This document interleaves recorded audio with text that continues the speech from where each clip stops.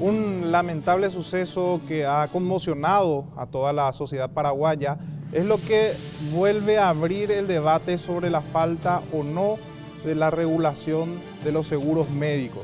Precisamente es el tema que hoy vamos a enfocar aquí en este programa. Bienvenidos a Confrontados.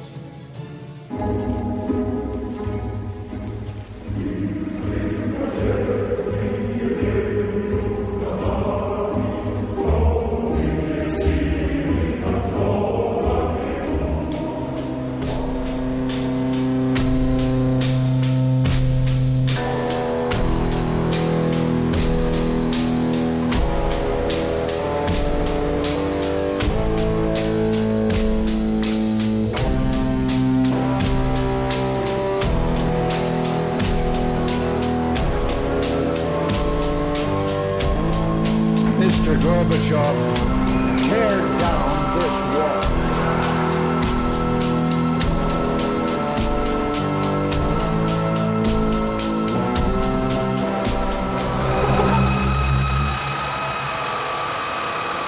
Muy buenas noches, familia, ¿cómo están? Bienvenidos a un nuevo programa de Confrontados. Bueno, hoy estamos hablando sobre un tema bastante trágico y también polémico. Precisamente estamos hablando de algo que lastimosamente nuestra sociedad paraguaya ya, hasta si se quiere, estamos acostumbrados, el tema de la infraestructura, la negligencia médica en este caso, lo que también a su vez lleva a una discusión de que si es necesario ahondar con las regulaciones o es la excesiva regulación. ¿Qué es lo que hay detrás de esto? ¿Hay mafias? ¿Los seguros no cumplen? Bueno, es precisamente de eso y también la metodología que hacen en los distintos sanatorios que tienen una modalidad comercial que son los seguros médicos. Bueno, precisamente para enfocarnos o contextualizarnos más sobre ese tema, la producción ha preparado un material que precisamente te invito para que podamos verlo y analizarlo juntos.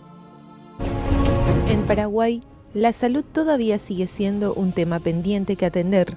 Según los datos, un total de 1.500.000 personas cuentan con un seguro en IPS, de los cuales los usuarios difícilmente ingresan a un servicio de consulta. Casi 35.000 personas asisten al instituto diariamente, pero la falta de equipos, instalaciones en mal estado, viacrucis por conseguir turnos y otras innumerables falencias siguen caracterizando al servicio de salud estatal. Algunas personas, con la intención de huir de los servicios públicos que se encuentran en estado calamitoso y en total desabastecimiento, optan por aportar sumas exponenciales como una solución eficaz a la falta de salud pública. Como consecuencia, hoy la salud privada tiene dueños poderosos que realizan grandes negocios con el Estado en nombre del bienestar del pueblo.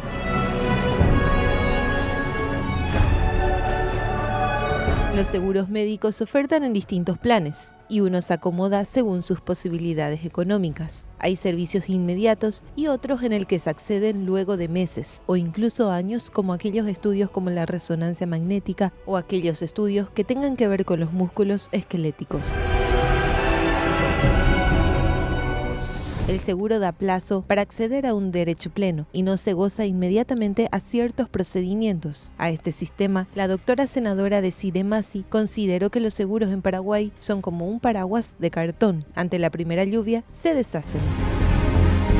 Si la salud es un derecho y una prioridad, en los casos que son privatizados, ¿quiénes deberían controlar y regularizar los costos y servicios? Tras la pérdida del pequeño Renato en el sanatorio Migone, surgió la interrogante de cómo la salud a nivel pública y privada están siendo controladas. Ante ello, Desirée Massi habló sobre la situación y explicó que los sanatorios deben ser supervisados por la Superintendencia de Salud. Sin embargo, señaló que actualmente no se cumplen con un control exhaustivo debido a que la institución mencionada carece de autonomía, capacidad y recursos para realizar sus tareas. Asimismo, recordó que en años anteriores se intentó estudiar un proyecto relacionado al abuso de costos en los servicios de sanatorios prepagos, pero dijo que en 2 oportunidades se rechazó. Existen varios intereses políticos y económicos por el cual atraviesa una ley que tenga que ver con el control de entidades, que significa una fuente de ingreso. Según la SEDECO, el año pasado, de 3.268 denuncias realizadas, el 6% equivale a las denuncias por el rubro privado de la salud, es decir, unas 197 denuncias. Desde enero hasta junio de este año, se han sumado unas 125 denuncias en las que se clasifican las razones por cobro indebido o servicios no solicitados. El ex intendente Jorge Rodas dijo que la superintendencia no tiene el poder suficiente para ir contra una estructura de corrupción y amiguismo. Incluso indicó que fue removido de su cargo por intentar clausurar un servicio de salud que no poseía los estándares para operar en el rubro. Además, sostuvo que es una entidad pobre que depende del Ministerio de Salud, es decir, significa que no puede ir contra el patrón. La salud hasta hoy sigue siendo un negocio. La pregunta es, ¿cuándo el Estado se encargaría de esto? Esto es Confrontados. Bien, lo que siempre se viene diciendo, que la corrupción es sistémica. ¿Qué quiere decir esto de que el Estado siempre tiene sus garras, en este caso en colusión con el sector privado, que es uno de los males endémicos, uno de los males más fuertes que tenemos en Paraguay, porque no existe realmente un servicio privado, siempre hay algo detrás, siempre hay amiguismo, siempre hay corporativismo, y esa corrupción es precisamente lo que hace que tengamos un servicio por lo menos aceptable. Siempre vemos que estos negocios son atados entre los famosos compadres políticos. Bueno, a la vuelta de la pausa ya vamos a estar con nuestros invitados, con quienes vamos a ahondar este tema. Precisamente un caso, vamos a enfocar la casuística precisamente con quienes fueron víctimas de esta negligencia y también con una persona que estuvo dentro de la superintendencia que conoce a fondo cómo se mueven estas estructuras. A la vuelta de la pausa ya estamos con nuestros invitados.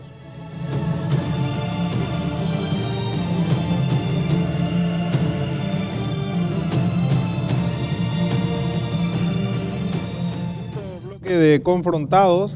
Bueno, ahora sí, ya para enfocarnos en el tema que hoy nos ocupa, en este caso vamos a recordar realmente toda una tragedia, pero hay que hablar del tema justamente para que nos contextualice de cómo está realmente los seguros y en especial en este caso, cómo estaban atendiendo en este sanatorio que no es la primera vez, según se supo más tarde, ¿verdad? En ese sentido quiero presentar a la señora Carmen Romero. Usted sería la abuela paterna de Renato, ¿verdad? Sí, así mismo. Muy buenas noches, gracias por estar aquí. Gracias a ustedes. El señor Hugo Talavera sería el tío de Renato. Muy buenas noches, Hugo, y gracias por acompañarnos. Muy buenas noches, Hugo, y un cariño muy grande a toda esa gente tan linda de nuestro Chaco paraguayo. Muchas gracias. Bueno, también quiero presentarte cómo podés participar hoy, ahí desde tu casa, cómo podés hacer preguntas. Bueno, para eso le doy la bienvenida a Norman Maciel, que nos va a hablar de eso. Norman, ¿cómo estás?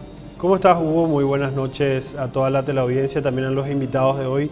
Queremos estar en contacto con la gente porque este es un tema que nos atañe a todos, que a todos nos puede ocurrir en algún momento, no nos excluye la clase social, no nos excluye nada en este tema, Hugo. La gente puede contactar con nosotros para generar el debate y para alimentar un poco todo este debate justamente que queremos tener hoy. Estamos en RCC TV a través de Facebook transmitiendo en vivo y también estamos en Instagram como RCC TV PI. Así nos pueden encontrar, allí pueden comentar y pueden tirar sus preguntas de modo a que nosotros podamos leer y los invitados de hoy puedan contestar un poco a esas preguntas y así canalizar estas dudas. Queremos agradecer a todas las personas que contestaron el sondeo que hizo la RCC. El ganador del sorteo de la TV que estuvimos promocionando es el señor José Cáceres Maki, con quien ya nos pusimos en contacto y el jueves se estará haciendo la entrega, Hugo. Repito, RCC TV en Facebook, allí estamos haciendo streaming en vivo, también en nuestra plataforma de www.rcc.com.pi. Ya, muchas gracias, Norman. Bueno, mucho se habló del tema de la negligencia y Usted que estuvo ahí, digamos, como testigo presencial, ¿usted notó que hubo una negligencia realmente? ¿No tuvo la capacidad de contención este sanatorio? ¿Usted lo ve así? Así mismo, es exactamente como está descrito en todas las redes sociales. Quien quiera leer y quien quiera escuchar, están todos los medios. Si querés, te vuelvo a repetir, un niño sano, Renato, de 2 años, llegó a las 8 de la mañana a urgencias del sanatorio Migones con fiebre, tos y un poco de vómito. Estuvo en observación, atendido por las enfermeras y por la médica de guardia, pediatra, y le hicieron una placa, el niño se estabilizó, le bajaron la fiebre, le dijeron a la mamá que a las 3 de la tarde ya estaría de alta en su casa y le aplican un medicamento al mediodía, alrededor del mediodía, uno tras otro, y a los 2 minutos convulsiona el niño, entra en paro y no pudieron salvarlo porque no había médicos especializados en reanimación. ¿Ellos tenían un historial del Claro, niño? si el niño nació ahí. El niño tiene 2 años, Es nació decir, ahí. tenían que saber perfectamente si era alérgico. Tenían que saber perfectamente. Y aunque fuera alérgico, ellos tenían que estar preparados. Para la contención. Es una cosa que sucede a menudo, el shock anafiláctico que le llaman. Pero ellos no tenían los insumos, no tenían las cánulas para hacerle el procedimiento que se necesitaba. Y no llegaron a tiempo, no le hicieron caso a la mamá. La mamá pidió socorro, auxilio. Las enfermeras decían, voy a llenar esta planilla y después voy. La médica le decía, no, tu niño está bien, y el niño ya estaba lila. Ya llegaron tarde.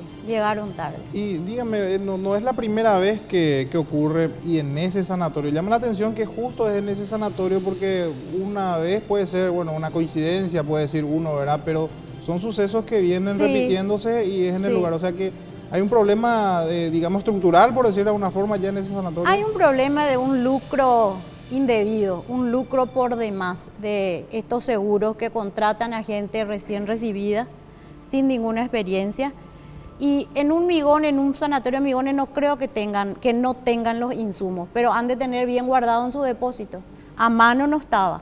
O sea que eso se repite en los otros sanatorios, usted ve que es así también. Bueno, yo de otro sanatorio no sabría decirte, ¿verdad? Ya. Porque ahí O sea, estuvimos específicamente siempre. del Migones. Específicamente del Migones, Ya. así mismo. Y señor Hugo, ¿usted qué opina al respecto? ¿Usted también notó que hay una carencia estructural y hubo una negligencia propiamente?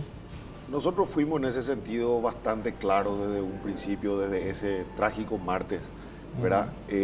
Cuando la gente del Migones repite constantemente de que había médicos, de que tenían insumos, de que tenían su carro de paro, de que acudieron varios pediatras, eso es cierto, ¿verdad? Le doy la razón, pero tardísimo. Cuando vienen cuando realmente se involucran en lo que estaba aconteciendo en ese momento, ellos llegan para reanimar a Renato, no para asistir, Ya. ¿verdad?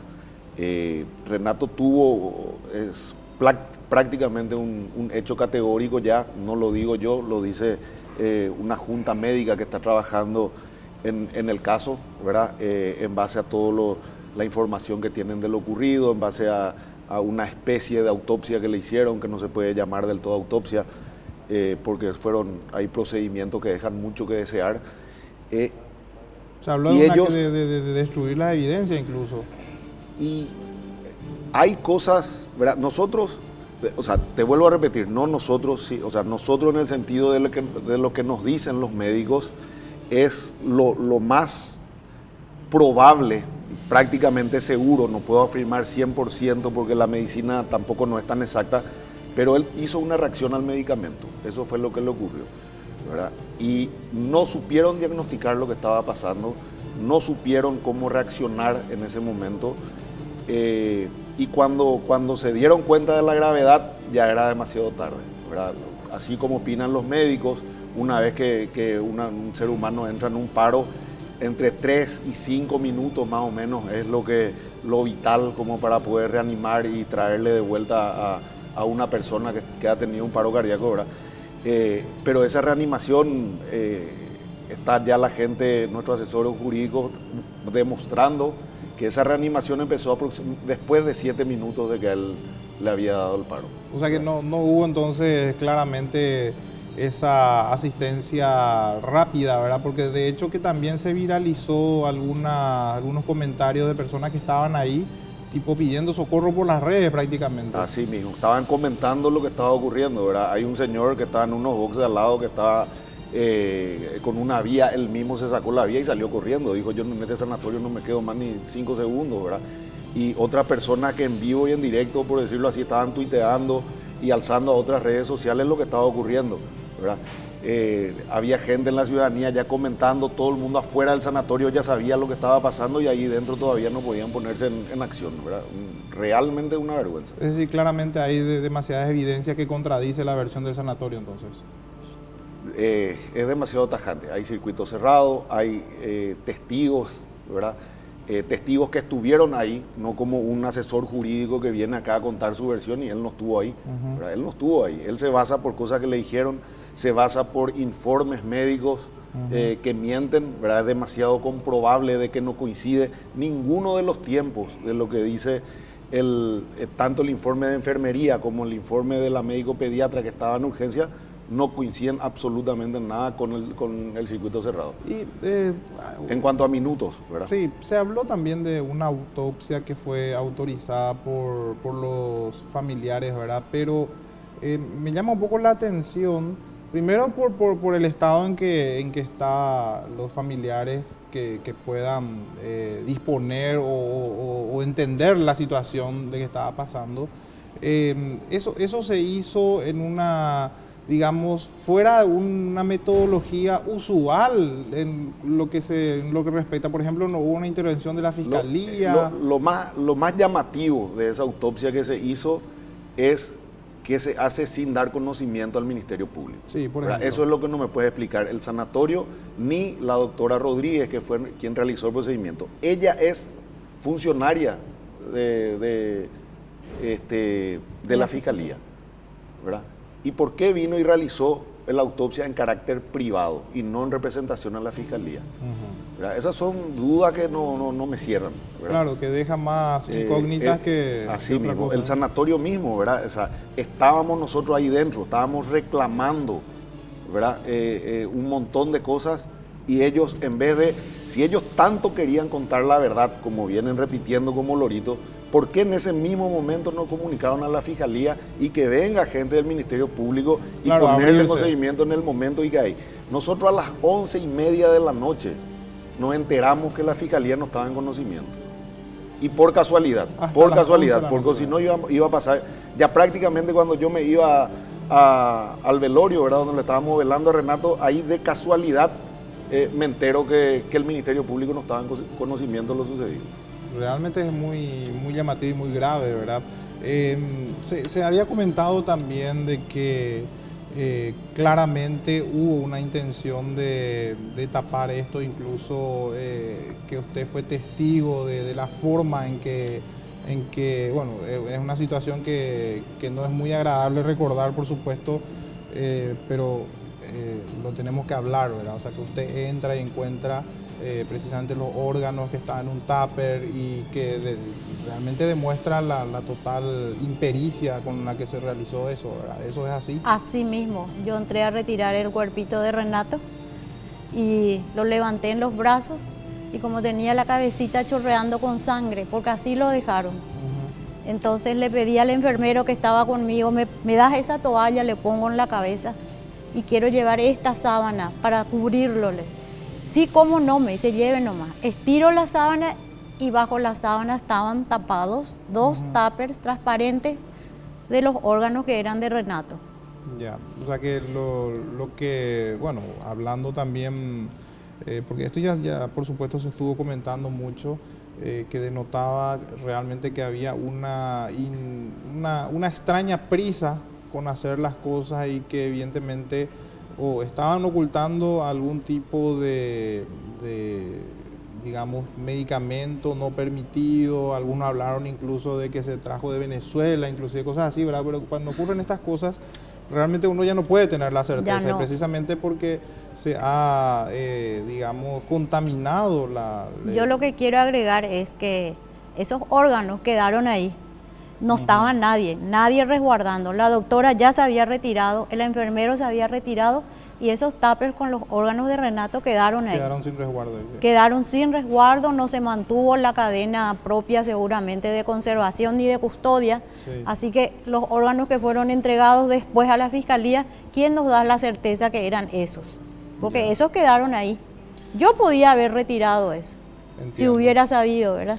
¿Y cómo están encarando esta cuestión de, bueno, en este caso ya es el escenario jurídico, ¿verdad? Ustedes están entablando una demanda en contra del sanatorio, ¿y cuál sería la figura de esta demanda? Bueno, una denuncia y una demanda civil Sí, y penal. ¿verdad? en este momento lo que nosotros hicimos fue la denuncia, ¿verdad? La denuncia. Primero se hizo una denuncia en contra de persona innominada esa misma noche, ¿verdad? Que lo hice yo personalmente al Ministerio Público y después fue mi hermana que se encargó de ir a declarar y de paso, no recuerdo la palabra jurídica, ¿verdad? Una testifical. Sí, pero para continuar con la denuncia, ¿verdad? Ya, una ampliación. Una ampliación. Sí.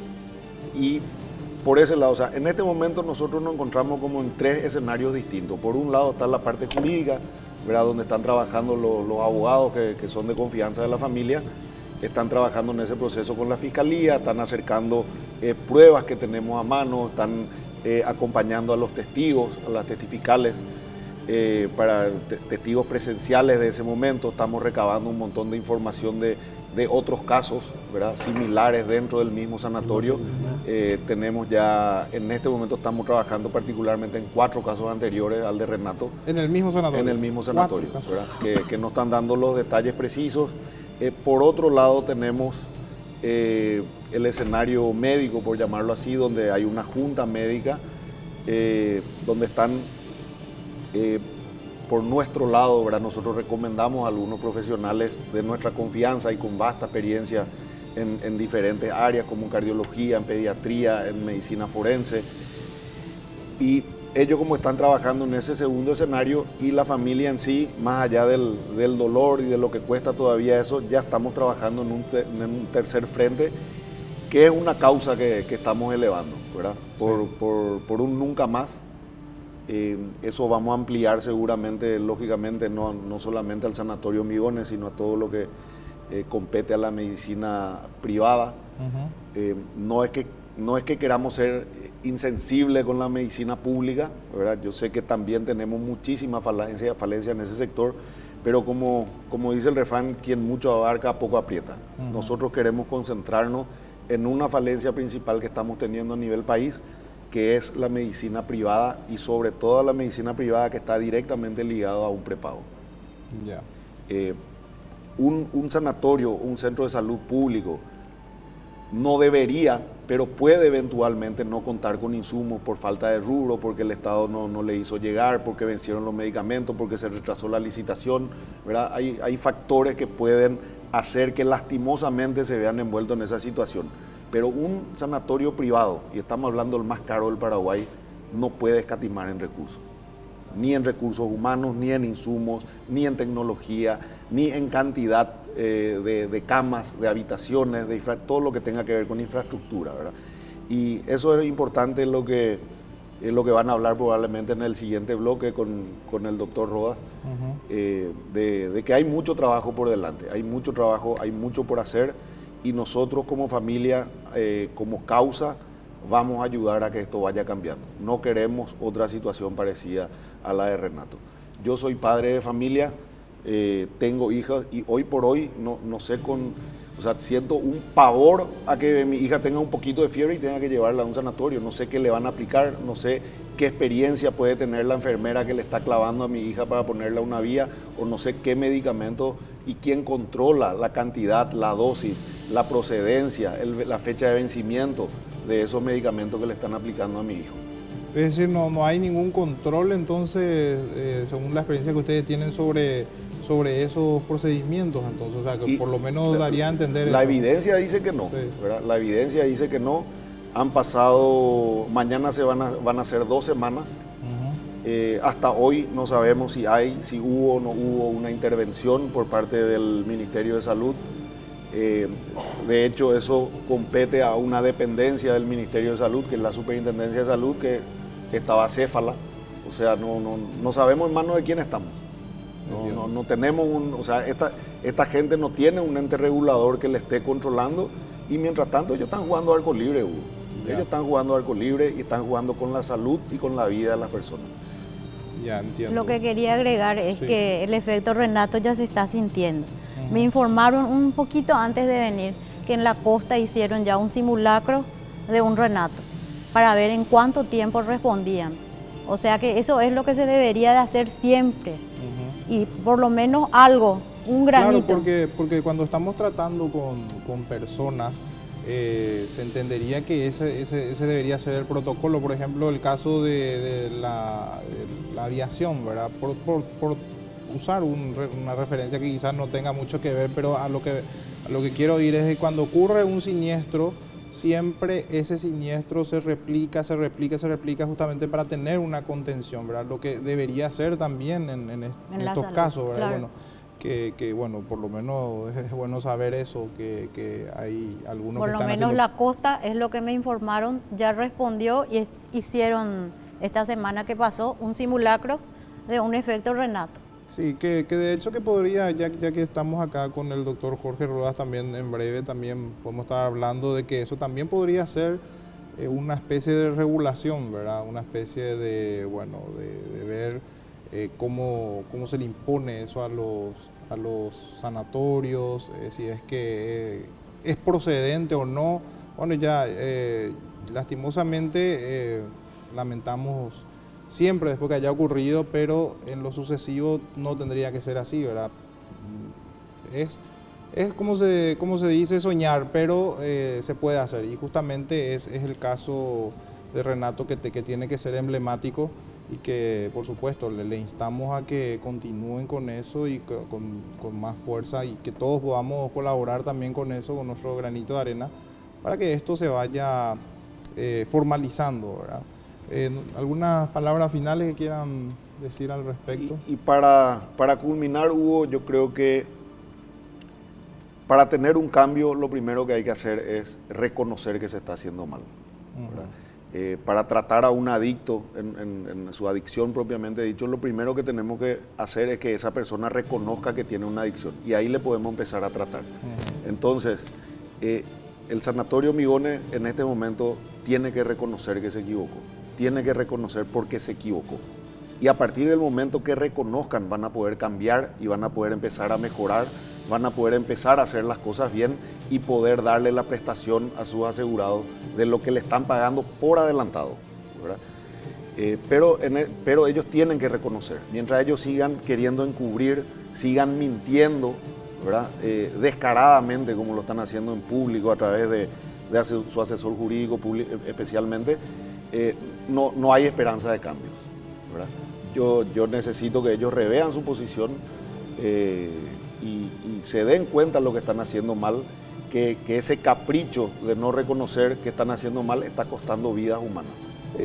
Antes que te retires, ¿qué conocimiento tenés sobre estos otros casos que están ahí, los 4 que había citado? ¿Eso está con una demanda? ¿Tenés conocimiento de eso? ¿Prosperó?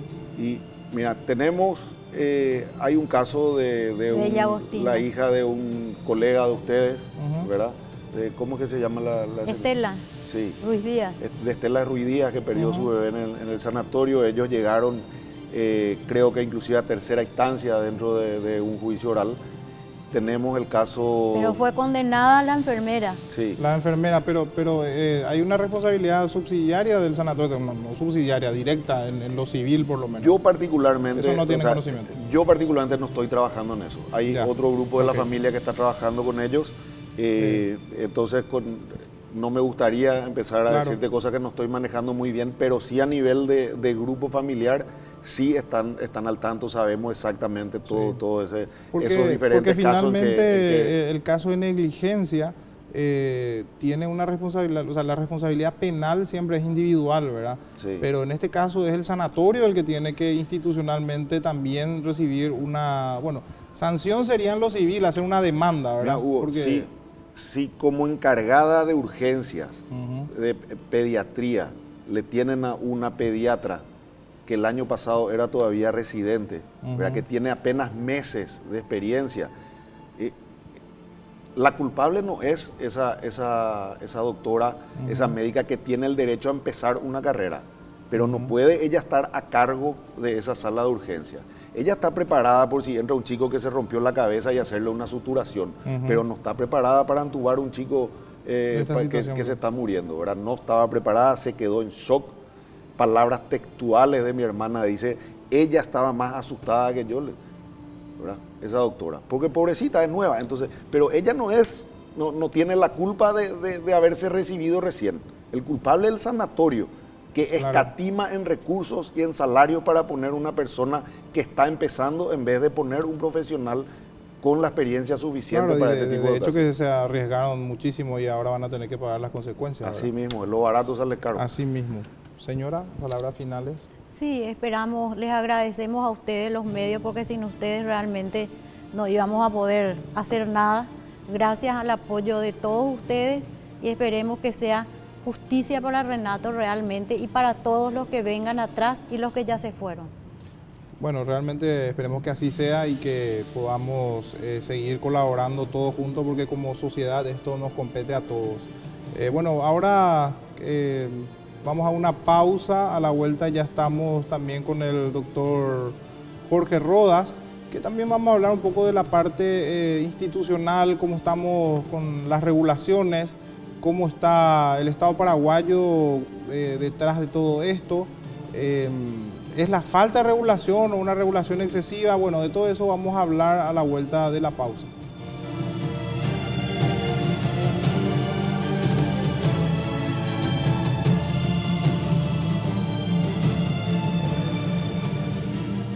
Bien, ya estamos de regreso. Dividimos en dos partes el programa del día de hoy justamente para hablar un poquito, como te dije al comienzo, de la casuística. Nos remitimos específicamente al lamentable suceso que hace nada más semanas estábamos hablando de un niño que perdiera la vida en un caso que a todas luces aparentemente estamos hablando de una negligencia médica y también del propio sanatorio, ¿verdad? Pero para este segundo bloque vamos a hablar un poco de la parte burocrática, de la parte del Estado, la responsabilidad del Estado, cómo están operando los seguros médicos, hay corrupción ahí. Bueno, para eso invitamos al doctor Jorge Rodas. Él es exdirector de Superintendencia de Salud, quien precisamente nos va a hablar un poco sobre su experiencia y para hacer también algunas preguntas al respecto. Muchas gracias, doctor, por estar hoy con nosotros y buenas noches. Buenas noches y muchas gracias por la invitación.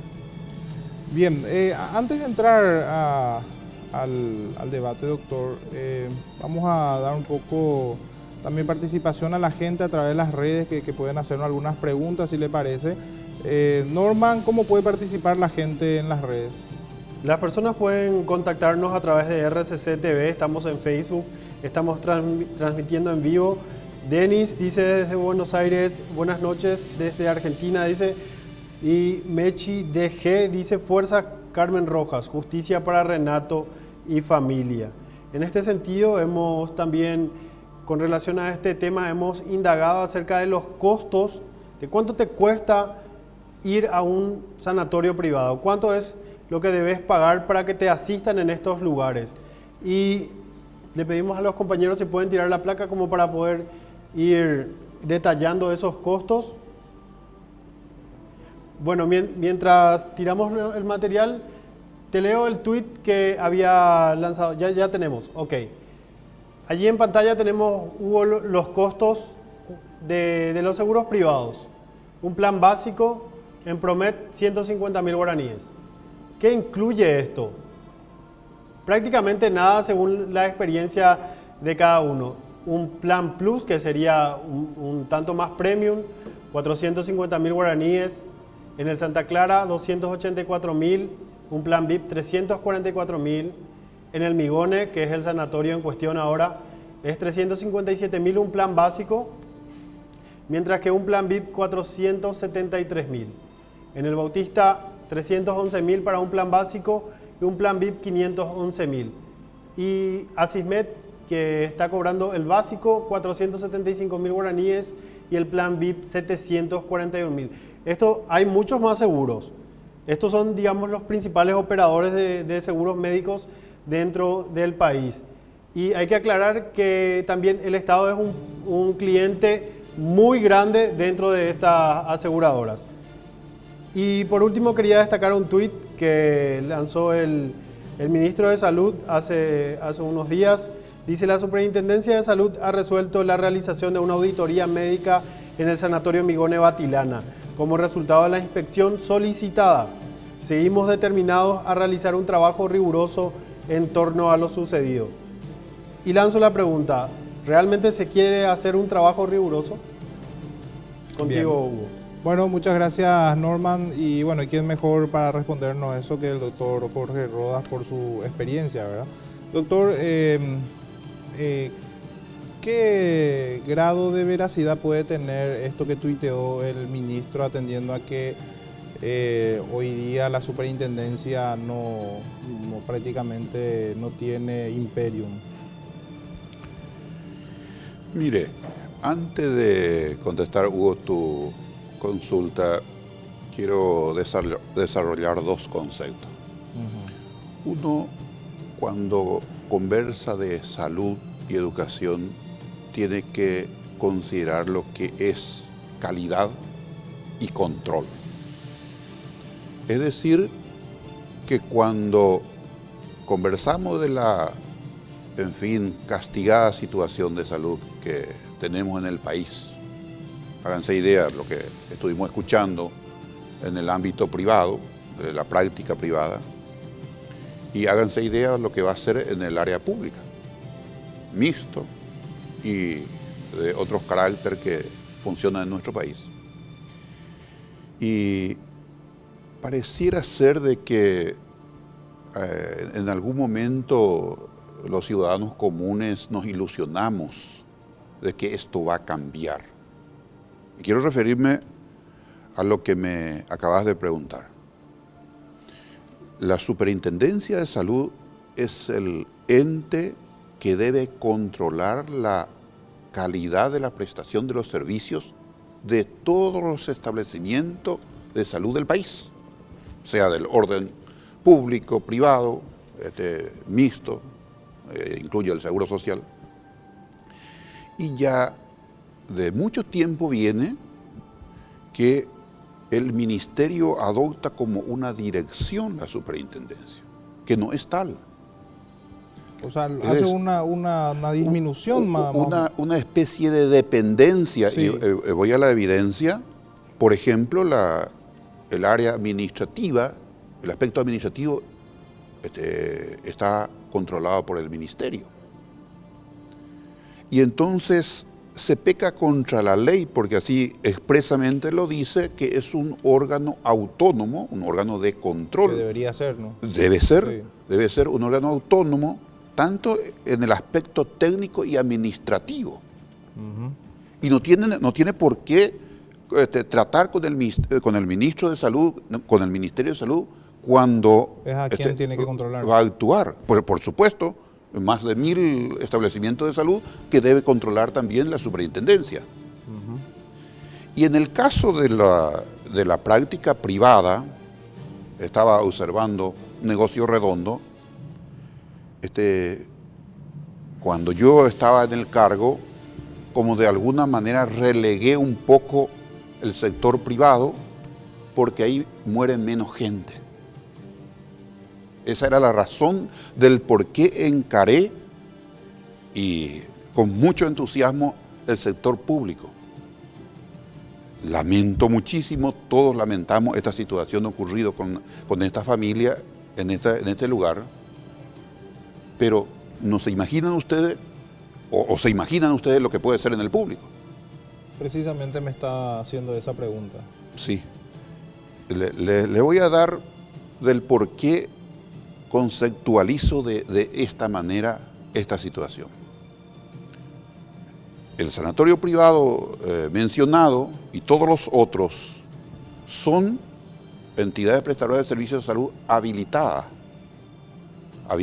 por el Ministerio de Salud, hay una dirección encargada de habilitar, y categorizado en la Superintendencia de Salud.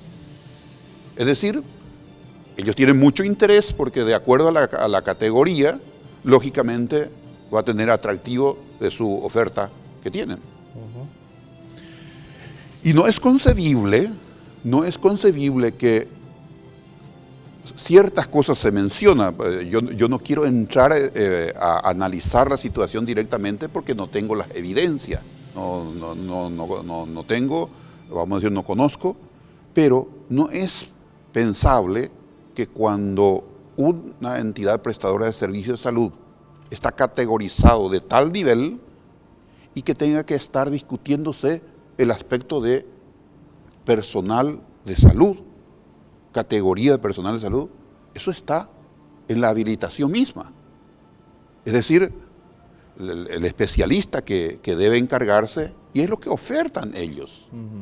Es decir, usted va a ese lugar y solicita, porque ya venía pagando, tiene su póliza, y le alcanza para tener un servicio de acuerdo a la relación contractual, ya cuidando todos esos ítems. Estamos hablando de recursos humanos. Y ni qué decir de infraestructura edilicia, y en el área de salud también incluye la infraestructura, equipamiento acorde, es decir, los equipamientos más actualizados, y ni qué hablar de insumos. Es decir, para habilitarse tuvieron que haber acreditado todos estos aspectos. ¿Y para qué se necesita entonces el órgano de control que a mí mucho me entusiasmo y me parece que no sé si va a solucionar totalmente, pero sí tengo la certeza de que va a elevar el nivel de calidad que se está ofreciendo a la ciudadanía, a los paraguayos en este momento? Porque digamos que en las zonas urbanas también es lamentable muchos puestos de salud, me refiero al público especialmente. No me imagino también agravando más la situación lo que ha de ser tierra adentro, ¿verdad? Porque si aquí falta insumos, ¿cómo habilitan un centro asistencial por esos lugares, por ejemplo? Le explico que en el área pública hay, dependiente del Ministerio de Salud, del órgano rector de salud del país, solamente 2 hospitales habilitados.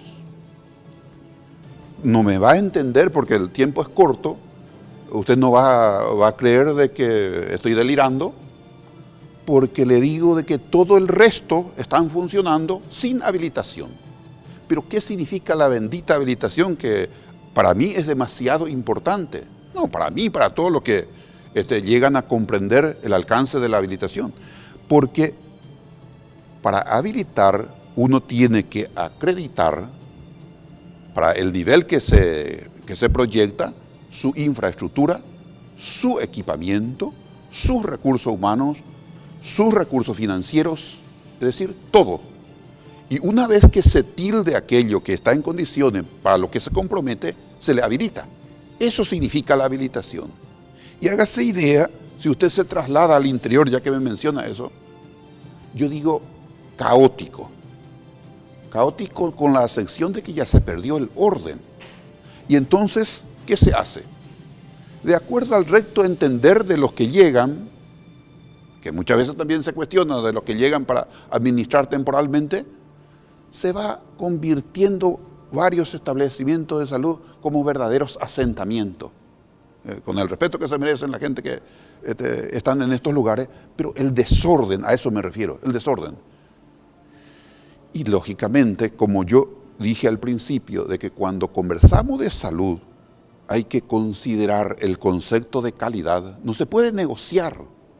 Yo soy cirujano, no se me puede ocurrir un día entrar a operar sin guante, porque en fin, no hay mucho insumo. Claro. No, eso no es negociable. No lo digo yo, eso está demostrado Un protocolo. porque la medicina se sustenta en la ciencia.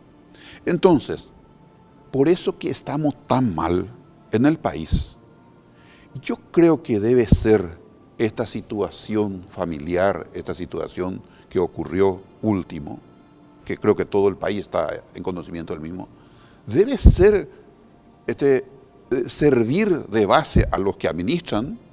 Un toque de alarma. Un punto de alarma, por ejemplo, ¿cuál lo que es el órgano de control, esa superintendencia que nadie finalmente conoce? Nadie conoce.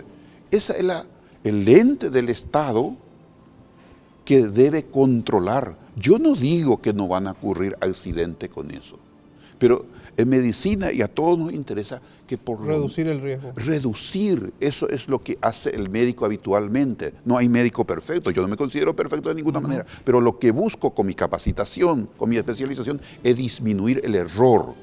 Eso, por eso... O sea, déjeme entender, si es que esto lo trasladáramos al sector privado, esto sería igual que si sin necesidad de que sea médico, incluso se vaya a abrir un puesto de salud privado en el interior del país donde no hay ningún tipo de control ni habilitación y abre un puesto. ¿Sería algo parecido a eso? Algo parecido, voy a ver si es que puedo hacerme entender. Usted para habilitar aquí Sí. esta Recinto. estructura, Sí. se supone de que la municipalidad, hay una, vamos a decir, cantidad de órganos que debe venir a certificar sí. porque impacto ambiental, hay unos ítems que se debe considerar. Ujú. En nuestro establecimiento de salud no ocurre. ¿Por qué? ¿Por qué viene la municipalidad? Primero, para ver si es su propiedad donde va a plantar esta estructura. En el caso de salud, para habilitar luego, ya estamos hablando de que nadie autoriza, nadie solicita, entonces se habilita. Y cuando nace en esas condiciones, después viene el control. Tampoco funciona, porque yo estoy seguro que en esta auditoría médica, creo que lo dijo el ministro, Sí. en realidad no le corresponde a él decir eso, porque eso Claro, le corresponde al sí. superintendente hablar de eso. Él es ministro, tiene ocupaciones de otro carácter. Entonces, lo que en este caso debe ir a verificar que este órgano, o en este caso este hospital habilitado, si es que los ítems que se le había habilitado está cumpliendo en la categoría que declara en su habilitación. Ujú. Pero si este nunca fue habilitado, pero lógico, ¿qué se puede esperar?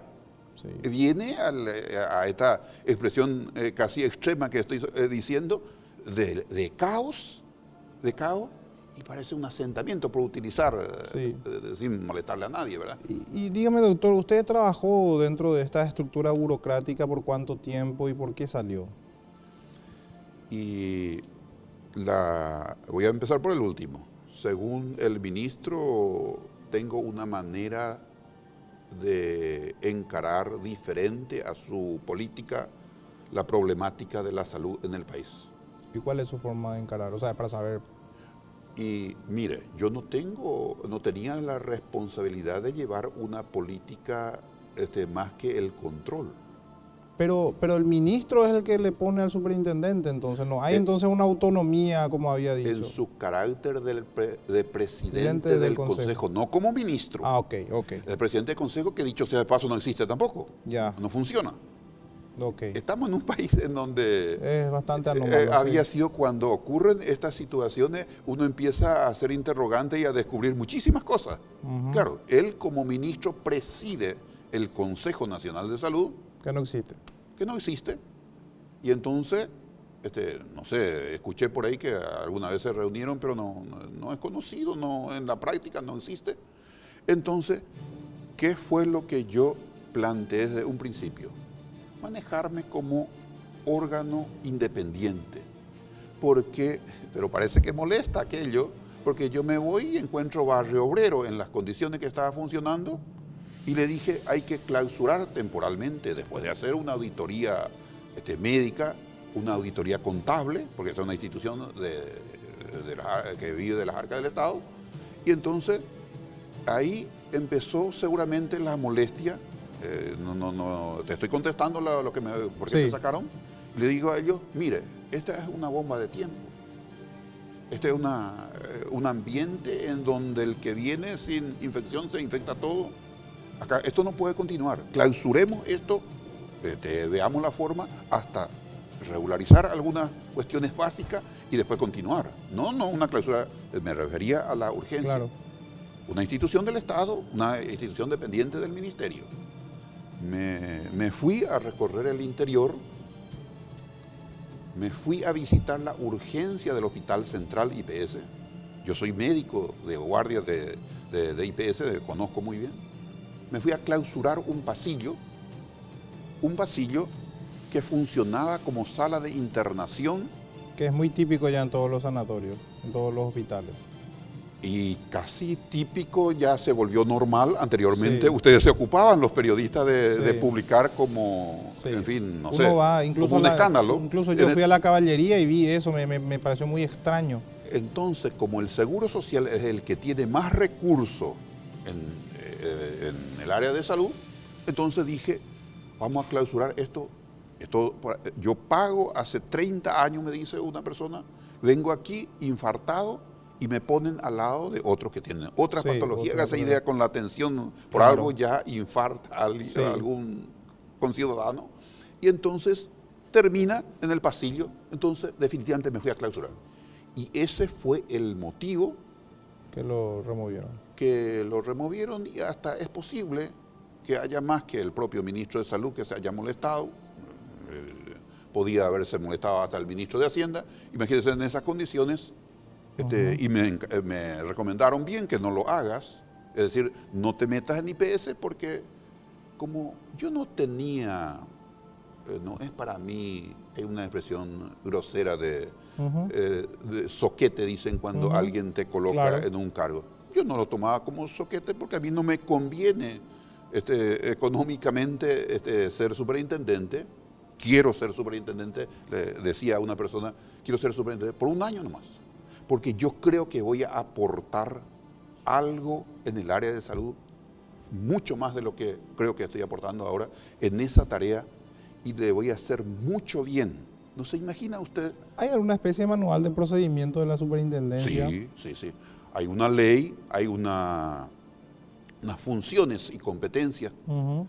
Y dice claramente, le voy a poner el primero y el más importante, dice de que cuando una institución sanitaria no fue habilitada debidamente, la superintendencia debe clausurar de inmediato hasta que se regularice. Es decir, pues puede darse, y sigue la lista, vamos a suponer el hipotético caso de que en esta auditoría médica encuentren en ese lugar donde ocurrió este último hecho, entonces debe clausurar ese lugar hasta tanto que regularice, sea del orden de recursos humanos, de personal médico, paramédico, muy importante, porque alguien lo mencionó. Sí. Si no está una enfermera capacitada, resulta que le lleva una hora para canalizar una vena, eso también es importante. La infraestructura edilicia, la infraestructura de equipos en términos médicos, porque la infraestructura edilicia también se equipa. Es decir, vos tenés que tener cañería, en fin, por dar algunos ejemplos. Sobre eso, doctor, se habla mucho y me gustaría saber su opinión.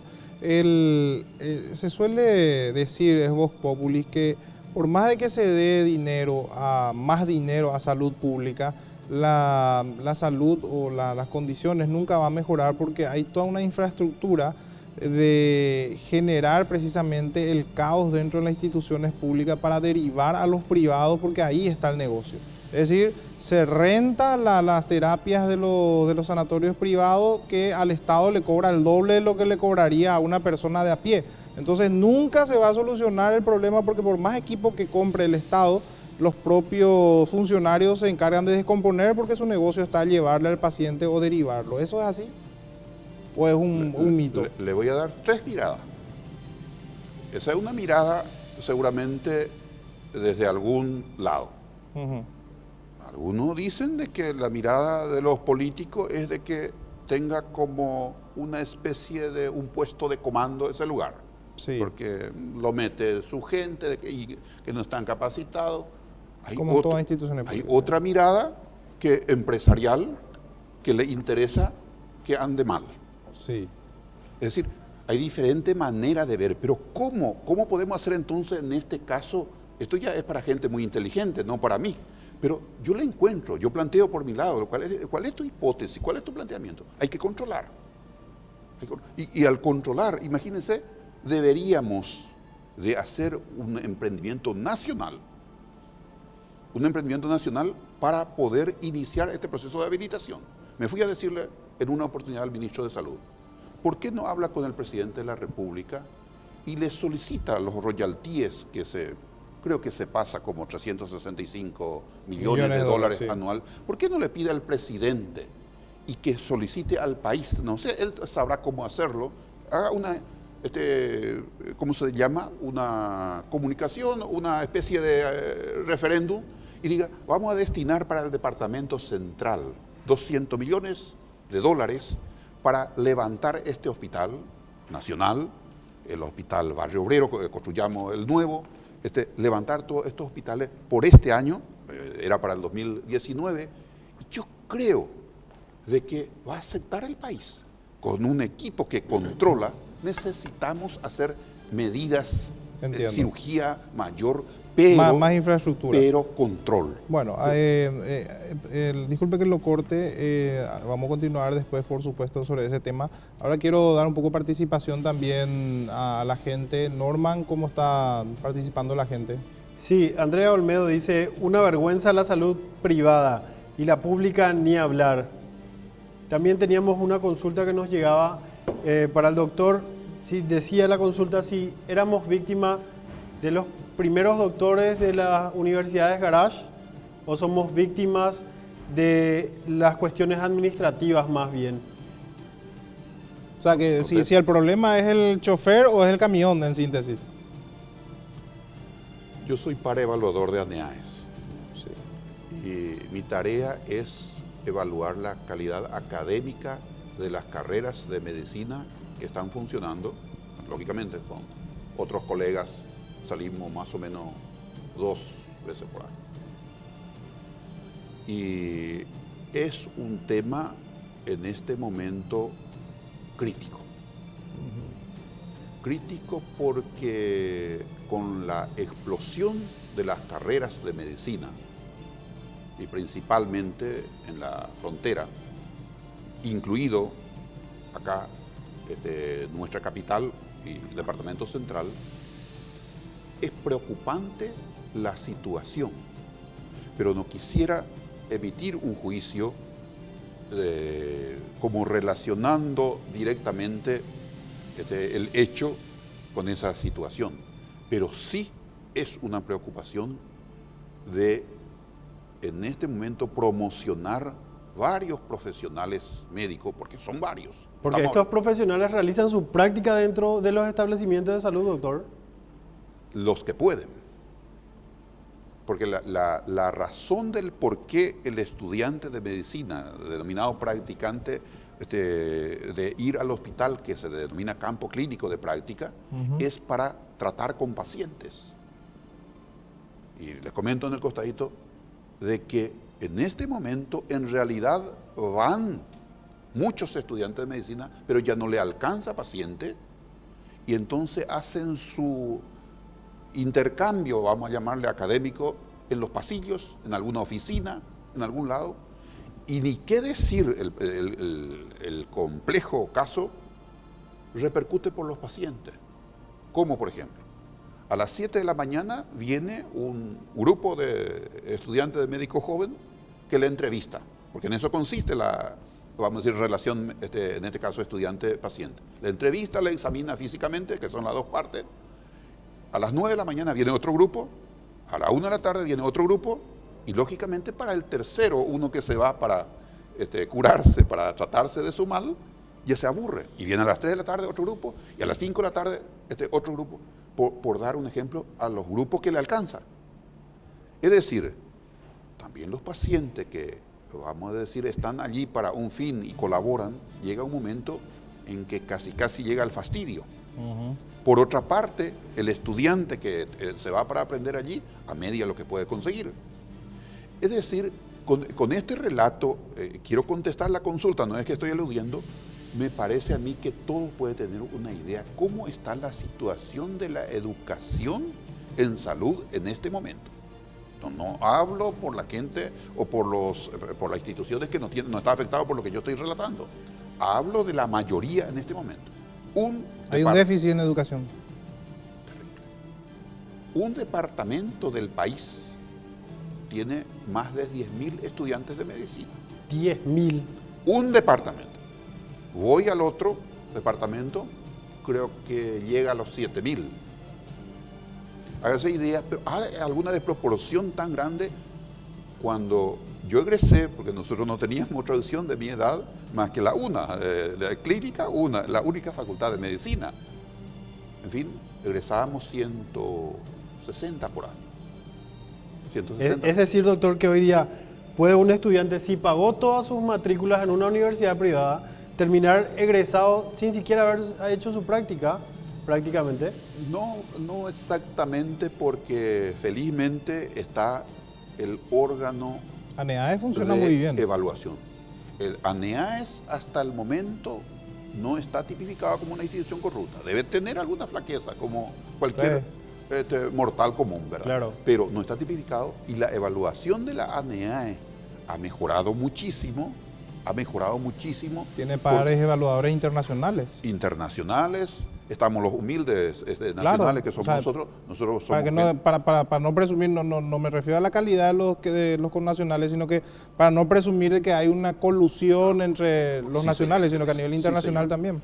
Ha procurado de atender la calidad académica, de mantener en su evaluación y acreditarle, por eso que en este momento todos quieren acreditar. Salimos en este tema que está muy relacionado, y yo decía al principio, calidad en salud y educación. Sobre eso precisamente quiero seguir conversando a la vuelta de la pausa, doctor, precisamente los entes que están controlando la calidad misma de las instituciones educativas, ¿verdad? Vamos a la pausa ahora, a la vuelta estamos con más confrontados.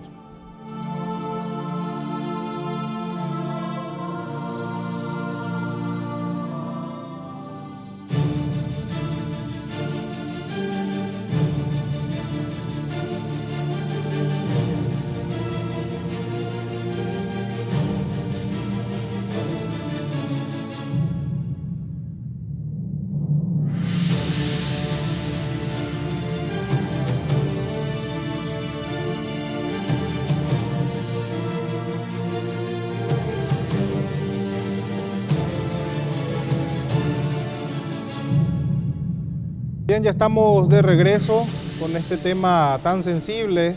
Cuando hablamos de la salud, realmente, como decía Norman, todos estamos involucrados en él, a todos nos afecta. Y bueno, precisamente Norman, ciudadano, si nos das tus conclusiones también y de cómo estás viendo esta cuestión, este debate. Sí, queríamos agradecer a las personas que nos han escrito en nuestras redes. Rolando Schultz le dice que la corrupción hace ineficiente, te da un falso dilema entre politización y empresarios cómplices, y a renglón seguido te sale con invertir 200 millones. Esto es un comentario referente a lo que hablábamos hace rato. Y bueno, queríamos agradecer a todas las personas, como ya dije, que se pusieron en contacto con nosotros. Más noticias pueden encontrar en rcc.com.py.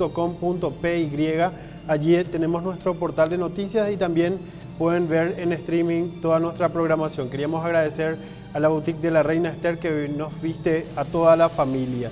Por último, quería dejar una consulta para el doctor, mientras redondea ya con Hugo. Quería pedirle una radiografía, ya que es un doctor, ¿verdad? Una radiografía referente al ministro. ¿Cuál es su percepción referente a su gestión? Y dejo esto, Hugo, hasta aquí el bloque de Vox Populi. Muchas gracias, Norman. Bueno, doctor, dentro de las conclusiones ya también poder referirte al trabajo ¿O cómo lo ves al ministro también de Salud? El ministro de Salud es una persona muy buena, excelente persona, pero él no está preparado para este cargo. No está preparado para el cargo. Y no puede estar preparado porque él es un profesional que en lo disciplinar es un referente en el país. Es un médico entrenado en los Estados Unidos. Nadie puede dudar de su capacidad profesional como médico. Pero él no está en condiciones de gestionar. La burocracia es otra cosa. No, administrar y salud es otra cosa. Solamente ese es, para mí no es complicado. Es más, yo le tengo una estima a esa persona porque el tiempo que trabajé con él es un señor en su trato. Un señor en su trato. Pero no puedo evitar de ser sincero y decir, necesitamos gente preparada para esa tarea en el país. No por mí ni por usted, a lo mejor nosotros no ocupamos en el sector muy sensible la prestación de servicio del área pública. Necesitamos gente y el país lo tiene. El país lo tiene. El redondeo con esto. La salud no puede tener color. Perfecto. Doctor Jorge Rodas, realmente le agradecemos su tiempo. Es un tema que da para 2, 3 programas y más inclusive, pero bueno, hicimos todo el resumen que pudimos, pero siempre hay para que podamos tenerlo oportunamente, ojalá que podamos tenerlo también de vuelta. Vamos a una pausa, de la vuelta ya estamos con las conclusiones. El tema de hoy, la salud pública.